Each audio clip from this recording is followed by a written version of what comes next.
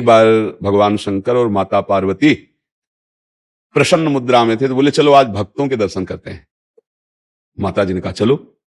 भगवान एक साधु के वेश में हो गए, माता जी पीछे साध्वी के रूप में हो गई। एक धनी आदमी चारपाई पे बैठा सुपारी कतर के खा रहा था, 50 गाय भैंसे सब खूब। उससे कहा भाई 100 ग्राम दूध दे दो, हमारे ठाकुर को स्नान करवाना है। तो बिगड़ गया, जाने क्या क्या अशुद्ध शब्द बोल गए।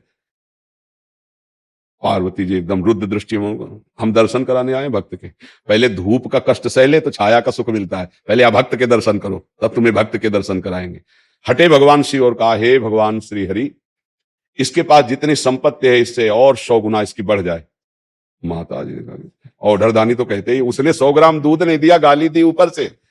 और ये भगवान ऐसा, फिर भगवान बोले आओ चलते हैं तुम्हें भक्त के दर्शन कराने। तो एक गांव में गए, तो फुसा की झोपड़ी थी, उसमें उसकी माँ रहती थी, एक गाय थी, जवान आदमी। गंगा जी पार्श्व में बहती थी, गंगा नहा के भजन करता, माता की सेवा के लिए मेहनत करता, और गाय जो थी 100-200 ग्राम दूध देती थी, उससे माता जी की सेवा।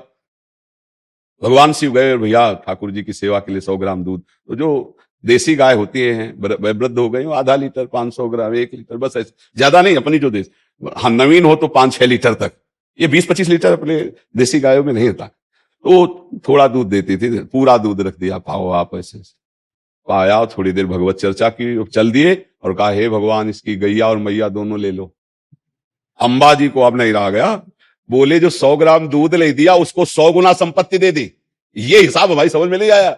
और जिसने जितना था उतना दे दिया, गरीब आदमी, तो उसके दूध की जो वृत्ति आती थी वो गैया, और बात करने के लिए थी मैया, दोनों आप ऐसा बोले। यही तो समझ ठीक नहीं, समझो अभी इसका कुछ समय गैया और मैया में जाता है, अब ये अखंड भजन करके परमात्मा प्राप्ति करेगा।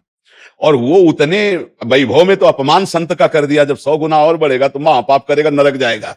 समझ रहे? तो भगवान के विधान को हम लोग समझ नहीं पा रहे। अगर हमें भगवान नहीं दे रहे तो जरूर हम पर कृपा करें, ऐसा हमें मानना चाहिए। नाम जप करो, दूसरों की सेवा करो, तभी आप ये भक्ति का रास्ते समझ पाओगे। दूसरों से सुख लेने की भावना, भगवान को भूलकर संसार में रमना, तो आप अध्यात्म नहीं समझ पाओगे, भक्ति नहीं समझ पाओगे, तो पापाचरण बनेंगे, हृदय अशांत रहेगा, दुर्गति हो जाएगी।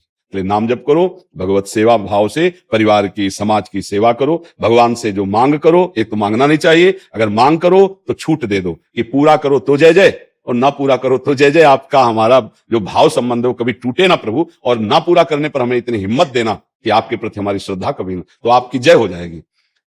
जिनको कई कई दिन भोजन मांगने पे नहीं मिलता था सुदामा जी को, उनकी सुदामापुरी बन गई जैसे द्वारिकापुरी। जिस दिन हमारे प्रभु की नजर हो जाएगी, निहाल हो जाओगे, पक्का मानना। पापाचरण मत करो, नाम जप करो, सर्वानंद की प्राप्ति इसी से हो जाती है।